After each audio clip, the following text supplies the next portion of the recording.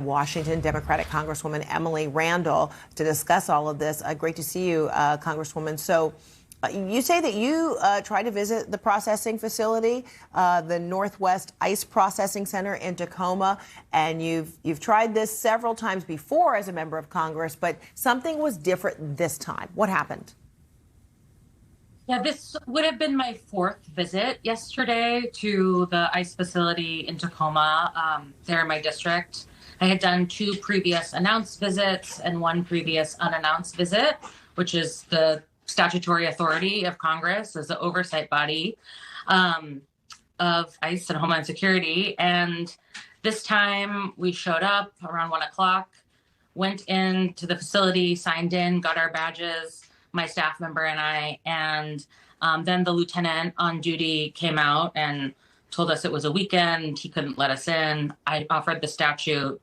He called his supervisor, and we were denied entrance to the facility to do our constitutional oversight duty. And so what was the goal with this oversight duty? I mean, what is it you were hoping to gain access because you're a member of Congress, and then you were hoping to see what or interact with whom? Were you specifically, looking for the 2, crew members who were detained, or was this just an overall observation you were going to make? So, we've gone every month and a half or so since I've been sworn into Congress. I think it's really important, essential, that Congress is allowed to do our constitutional oversight duty over these facilities, especially as they're getting packed fuller and fuller and fuller with human beings that this administration are targeting and sweeping up in raids across the country. In previous visits, we've seen a stark increase in the individuals being detained inside. We've seen struggles with staffing up to keep up with the demand and the health services at the facility. And so it's my plan to continue going back and visiting. But certainly this week I went because 2 firefighters were detained fighting an active wildfire in my district. They were crew members working on fuel management. And some attorneys and other representatives, including our office, were having a hard time finding these individuals in the ICE record locator.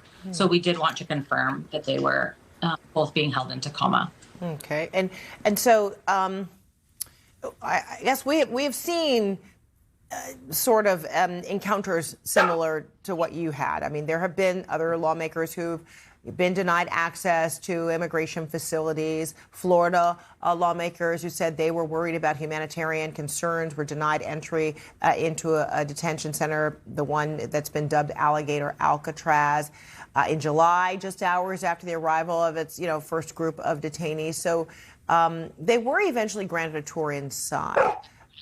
You are, however, at the mercy, right, of DHS. So what kind of recourse do you feel you have, since I'm gathering you never learned whether those 2 crew members were at that facility? You don't know about their, disposition, do you? Or what have you learned? We did get confirmation that they were being held in the facility. We provided A numbers, and the officer was able to provide that confirmation for us. The next steps from here are to submit an official letter to the Appropriations Committee that has jurisdiction over the budget language that gives us authority to provide or to complete these oversight visits. There's quite a record of, as you mentioned, individuals being denied access to do their oversight duty. And as some folks may know, while not an official congressional lawsuit, there are members of Congress who, as individuals, have brought suit against this administration for denying them access to their oversight duty. So I'll provide information to those colleagues as their case moves forward. All right. Congresswoman Emily Randall, glad you could be with us. Thank you so much.